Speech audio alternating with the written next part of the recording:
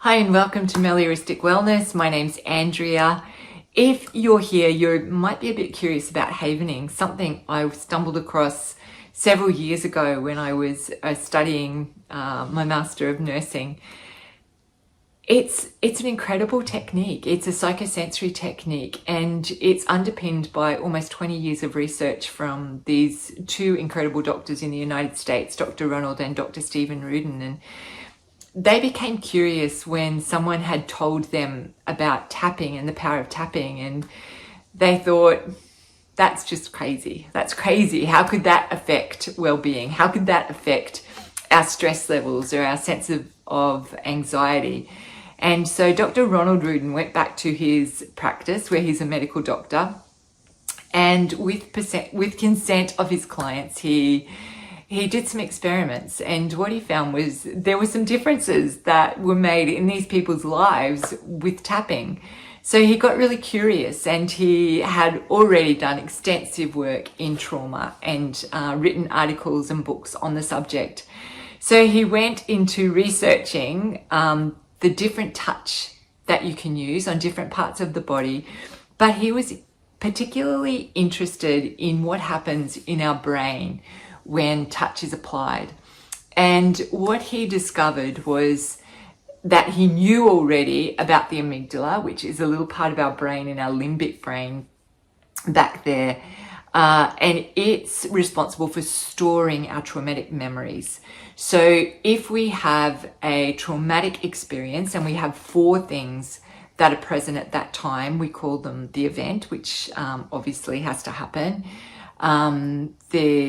The meaning that that event has for you in your life, the landscape of your brain, whether that's resilient at the time or whether it's really vulnerable. And we know that there are many things that can create a vulnerable landscape of our mind. And there are many things that can create resilience.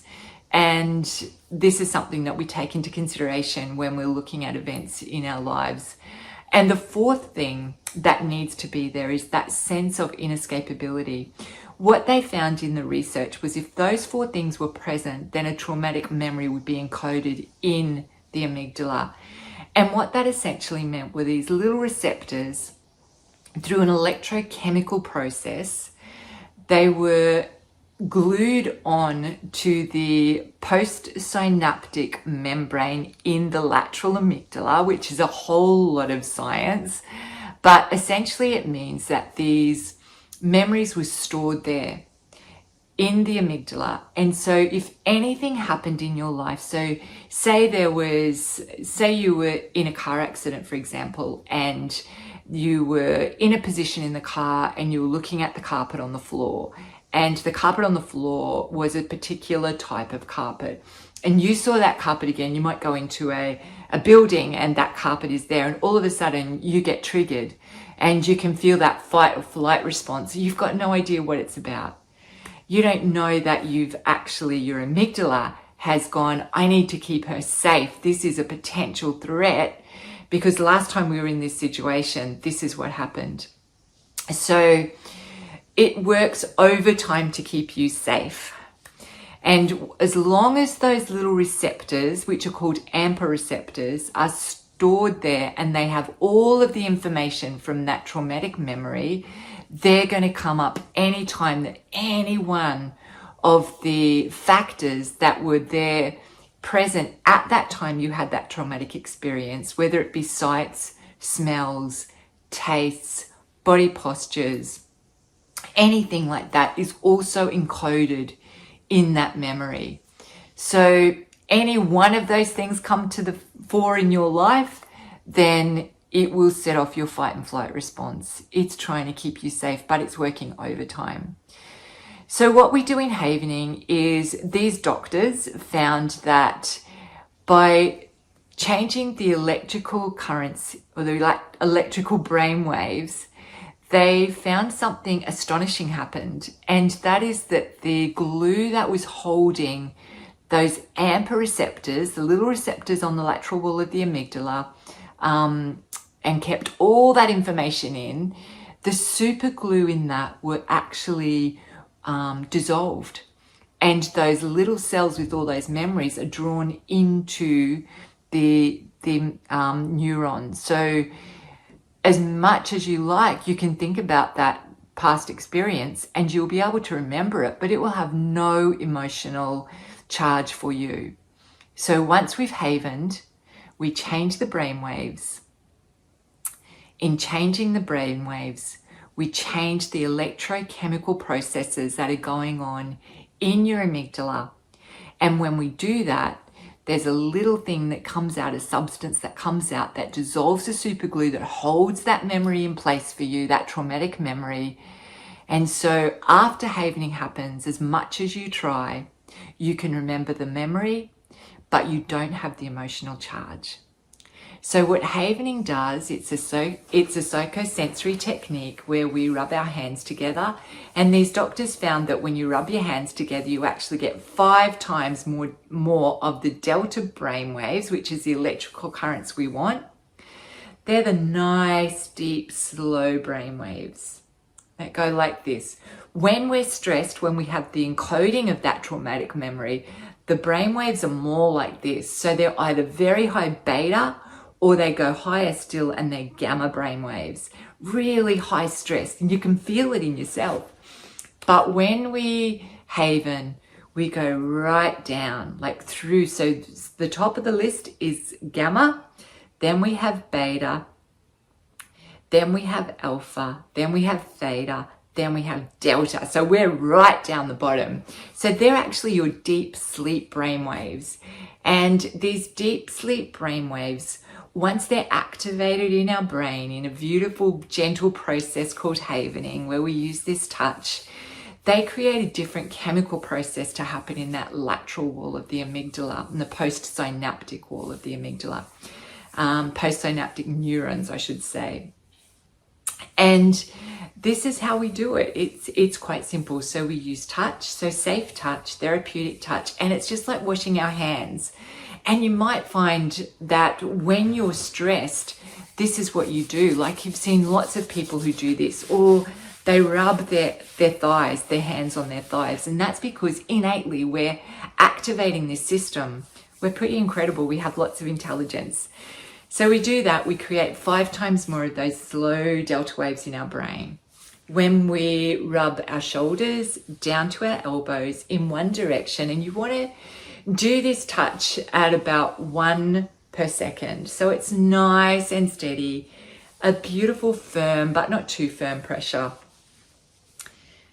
Just like that, giving yourself a hug. Or alternatively, what we tend to do is if we know somebody's stressed, we'll go, "You'll be right, mate." So we do this innately as well. And when we do that, we're activating 5 to 38 times more of those beautiful slow delta waves. The third place we use is our face. So rubbing our face like this. And when we're doing that, it's just like washing our face, having a facial. When we're doing that, we're creating up to 90 times more of those beautiful slow delta waves in our brain. And that's where the magic happens. When you do this and you use it also with what we call distractions, so they can be fun things, like they're things like counting backwards, being able to say the months of the year backwards, humming a tune, anything like that, then that actually engages our working memory. So what we do, just to go through the process slowly for you, we engage the touch. But prior to that, we think of a traumatic memory. I don't want you to go into the feeling of it too deeply, but I want you to be able to activate that, because when we activate that, it actually brings those little receptors, those AMPA receptors that have stored all that memory, to the surface. And that's what we need to happen. But we don't want to keep you there because we don't want you to feel traumatized. So you remember that memory. Start with something that's quite safe, that's not too bad for you. It might be something that happened that day that might have triggered you. Maybe an altercation with a work colleague. Bring that to the surface. Think about it for a moment. Give yourself a number 0 to 10 in how much distress you might feel. So you might start with something that triggers about a 5 out of 10. You start havening. You can do this yourself. So you rub your hands, your shoulders down to your elbows, on your face, and just keep doing this. Sometimes it can work really fast. Other times you might need about 3 minutes before it actually kicks in, depending on how stressed you're feeling at that time. So you engage distraction because you want to distract your working memory so you're not staying focused on that trauma. Humming's great, like just humming something like Mary Had a Little Lamb or Ba Ba Black Sheep or Row Row Row Your Boat, something like that, whatever feels good for you. You can start counting, just imagining walking on the beach and just counting steps as you're walking on the shore of the beach, whatever feels good for you. Do this for about 3 to 5 minutes. Just checking in with yourself as you're doing it, having a bit of fun. After 5 minutes, stop. Check in with that memory of the trauma. So it might be, for example, like we said, the colleague that you might have had an altercation with. Check in on how that feels for you. Give it another score, 0 to 10. See if it's come down, and then go again. Do your havening again. Do another little distraction. Just have a bit of a play with this. And then check in again after another 5 minutes. Hopefully you're feeling good as gold. It's all gone and you're feeling nice and relaxed.